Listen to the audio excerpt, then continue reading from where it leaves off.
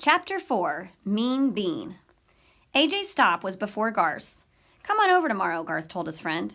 As soon as AJ left, Garth moved up to the front of the bus to get away from Bean. "What part of 'sit down' don't you understand, Garth?" Miss Victoria sounded pretty irritated. "Sorry, the cage wouldn't fit on the seat," he said. "What on earth is in there anyway?" Before Garth could answer, the bus stopped in front of his house. He pulled the blanket down around my cage and hurried down the steps. Mrs. Tugwell was waiting in the doorway of the house. She had wavy brown hair like her son. She had glasses and freckles like her son, too. She helped him set my cage up on the family room table. Garth's little brother, Andy, raced into the room. He had wavy brown hair, glasses, and freckles, too. "Mine!" he shouted. "Nope, he's mine, at least for the weekend," said Garth. "Tell Andy about Humphrey," Garth's mom said. "He's a hamster, and you have to be nice to him," Garth explained. He got that right. "I like ham," said Andy, rubbing his stomach. "Yum, yum." I hopped onto my wheel to show Andy that a hamster wasn't anything like a ham. "Wee, ham go round," said Andy. Garth's mother brought in a plate of peanut butter and crackers. "Ooh, that smells good." "How was school?" she asked. "Okay," said Garth. "But Mom, could you say something to Bean's mom? He's mean to everybody on the bus." "Martin Bean?" Garth's mom sounded surprised. "Why, he's always polite when I see him." "Well, he's not polite any other time," Garth explained. "He tripped a girl on the bus and called everybody names." "That doesn't sound like Martin. What did the bus driver do?" "Nothing," Garth answered. "Well, I think she should be the first to work things out," said Mrs. Tugwell. "But you're friends with Mrs. Bean." "I probably won't be if I complain about her son. Maybe if you were friendlier to him, he'd act nicer." "Mom," Garth moaned. "It's worth a try," his mom suggested. I had to squeak up. "He's the meanest bean I've ever seen." "Goodness, what's the matter with Humphrey?" asked Mrs. Tugwell. "Maybe he doesn't like Marty either," Garth muttered. "He's one smart guy." Shortly after Mr. Tugwell came home, Natalie arrived. She was the babysitter, but I didn't see any babies around for her to sit on. Garth wasn't a baby, Andy wasn't a baby, and certainly I was no baby. Natalie had black hair and wore a black shirt, black pants, and black shoes. She had glasses with black frames. Her lips were bright red. "Order a pizza," said Garth's dad, handing Natalie some money. "I got some videos for the guys." "Okay," said Natalie. "Mind if I do some homework?" "As long as you get the boys to bed at 9, Miss Tugwell explained. Natalie glanced at my cage. "What about the rat?"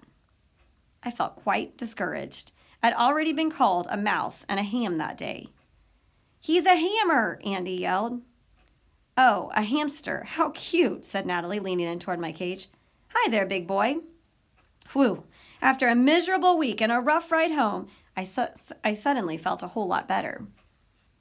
Later, the boys ate pizza and watched videos while Natalie read from a big, thick book. "What's that?" asked Andy, leaning over her shoulder. "How come it doesn't have any pictures?" "College books don't have pictures." Andy wrinkled his nose. "What's college?" Natalie sighed. "After you go to high school and graduate, if you want a good job like a doctor or a lawyer or a teacher, you have to go to college." "I know that," Garth piped in. "City College is right down the street. Mom took classes there last year." "That's where I go," said Natalie. "I'm studying psychology." The way she said it, that big word sounded like psychology, but the word on her book was spelled psychology. I wrote it down in my notebook later. I hope that word is never on a spelling test. In psychology, you find out what's inside people's heads. The babysitter reached for Andy's head. "Ooey gooey brain," said Garth. "Don't go in my head," screamed Andy, leaping off the couch. Natalie laughed. "Not like that. Psychology teaches you how people think. Do you know what I'm thinking?" Andy shook his head. "I'm thinking it's time for bed," Natalie said. 9 o'clock.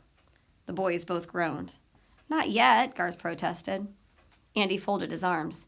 "You can't make me," he said firmly. Surprisingly, Natalie sat back and smiled. "I guess you're right. I can't make you." Andy's eyes practically bugged out of his head. "Huh?" "Why don't you put on another video? We can stay up till your parents get back," the babysitter continued. "It'll be fun." "Yes," Garth exclaimed as he and his brother gleefully high-fived each other. But I was a little confused. Hadn't Miss Tugwell told her to get the boys to bed at 9? I was sure that Natalie had lost her mind. Garth settled back on the couch, but after a minute his smile disappeared. When do you think Mom and Dad will be back? Natalie shrugged her shoulders. They didn't say. Won't they be upset if we're still up? I guess we'll find out, won't we? Natalie answered with a mischievous grin. Andy looked worried. They'll be mad if we're not in bed. So, said Natalie, we still have time to watch more TV. Garth stood up and yawned loudly. I'm kinda tired. Me too, said Andy, stretching his arms. Natalie smiled.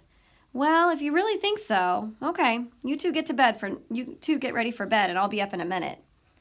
As the brothers raced upstairs, Natalie chuckled to herself and then leaned in towards my cage. And that, Humphrey Hamster, is what is called reverse psychology.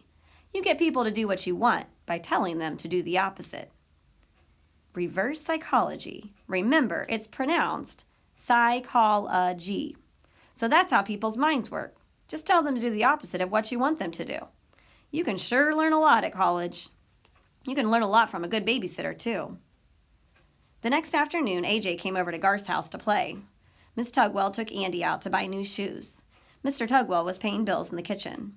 The boys were alone with me in the family room. Humphrey needs some exercise, said AJ. Let's take him out.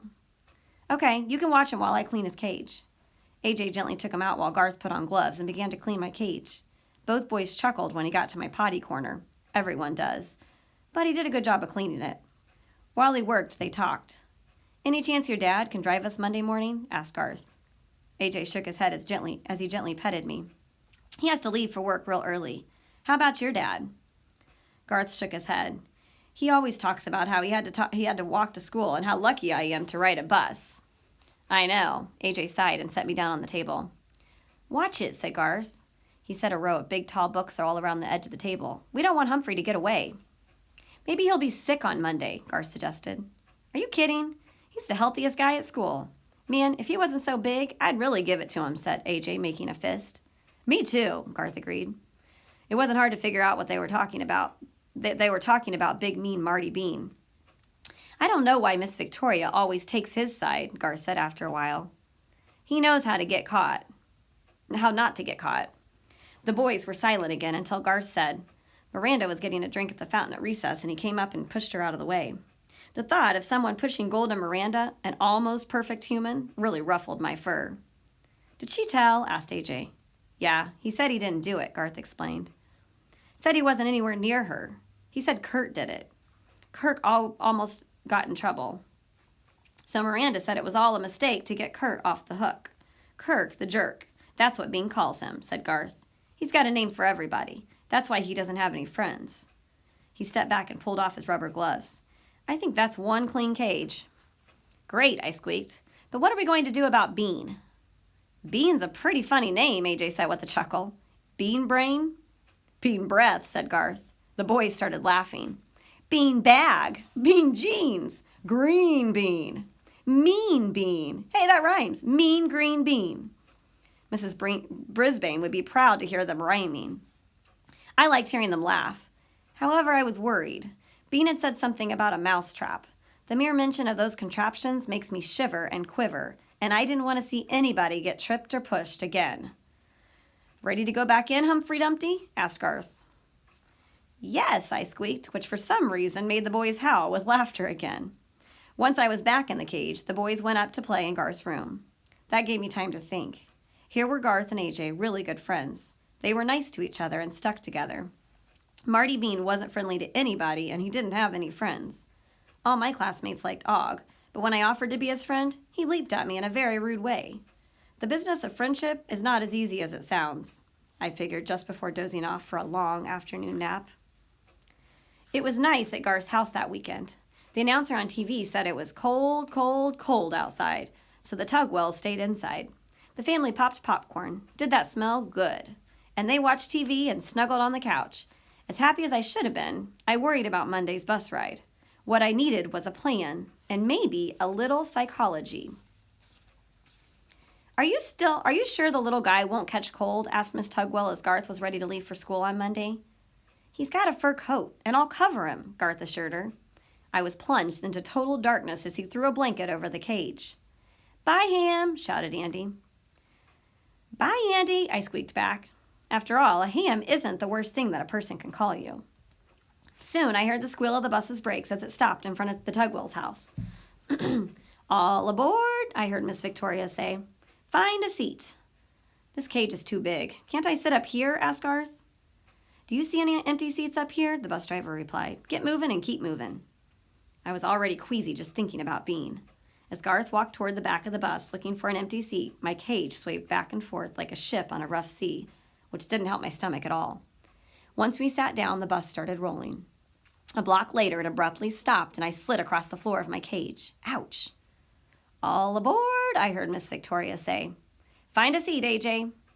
AJ walked back to our seat. "Move over," he told Garth. "I have to sit on the aisle," Garth replied. "The cage won't fit in the seat." AJ crawled over Garth so he was close to the window. As he did, he bent down and whispered, "Told you he'd be here. He's always here." As the bus lurched forward, my cage wobbled enough for the blanket to part so I could see a little. And what I saw was most unpleasant. Marty Bean sitting right next to us.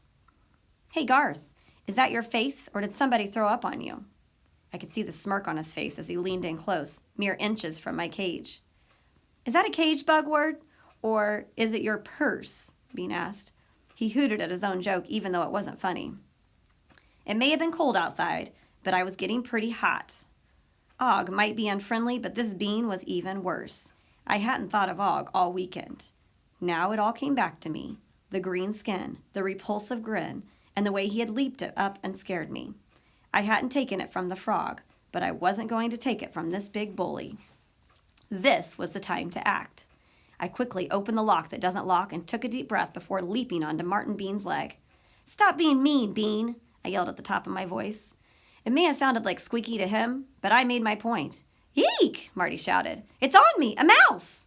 He threw his hands up in the air and screamed as I ran in circles on his leg. "Help me, somebody! Help!" The faces around me were a blur, and I was getting dizzy. As Marty continued to scream, the other kids began to laugh. Softly at first, then louder and louder. "He's only a little hamster," I heard Garth say as he scooped me up in his hands. "He wouldn't hurt a flea." I like being called a he a lot more than being called an it. "It tried to bite me," Marty exclaimed. Everybody on the bus, including Beth and her first-grade friends, laughed. "What is going on back there, Martin?" Miss Victoria called out as she slammed on the brakes. They threw a big rat on me." He was almost in tears. "A giant rat." "I think you'd better come up and sit beside me," the bus driver said. "Now." She had the girls in the seat behind her move as Marty shuffled to the front of the bus. Garth put me back in my cage. "Thanks, Humphrey," he whispered. "I don't know how you got out, but I'm sure glad you did." "Always happy to help out a pal," I squeaked. The rest of the ride was uneventful. When Miss Victoria stopped the bus in front of Longfellow School, she made an announcement. "This was the quietest ride we've ever had. From now on, Martin Bean, I'm assigning you the front seat, permanently." Marty didn't argue. He was in too much of a hurry to get off the bus. He could probably hear all the rest of the bus riders, including me, shouting, "Hooray!" No enemy can match a friend. Jonathan Swift, Irish author.